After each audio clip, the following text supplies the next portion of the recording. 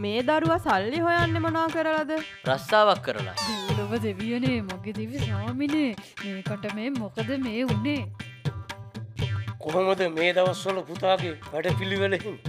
උදේට එලාම් එක වදිනවා, ඇහැරෙනවා, මූණකට හොදනවා, නානවා. ඊට පස්සේ බට්ටික්කුත් කාලා බත් එක්කුත් උදාගෙන බැටර යනවා. ඊට පස්සේ වැඩ ඉවරලා හවසට ආයෙ ගෙදර එනවා. පැයක් විතර මල් කඩනවා. ආයෙත් රැට කනවා. ආයෙත් ඉදාගෙන ආයෙත් උදේට ඇහැරෙනවා.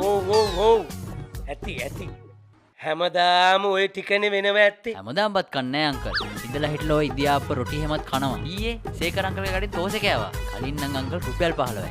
දැන් ওই වාහනේට ෆිනෑන්ස් එක දාන්න ඕන කියලා තව රුපියල් 25කුත් වැඩි කරලා. මොනා කරන්නද ඉතින්? අනේ අම්මපා කම්බයක් කරන්න නැත්ත බලහල්ලකෝ. ඒ මොකටද අංකල්? පෙල්ලේ වැල දාගන්න. අංකල්ට පරක්කු වෙන්නේ නැත්නම් මට විනාඩි 10ක් දෙනවද? ඒ මොකටද? කම්බයක් ගේන්න. මට විනාඩියක් දෙනවා. මොනවද ඔය හොයන්නේ? විනාඩිය. දුව මෙන්න.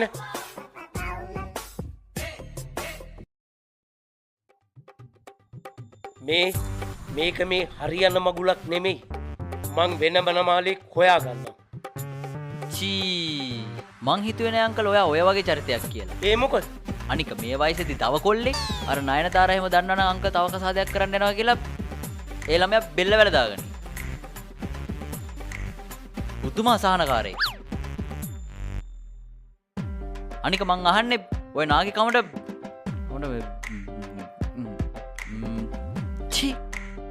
චි අනේ අම්මපා මට නම් දැන් ඉවසන්නම බෑ.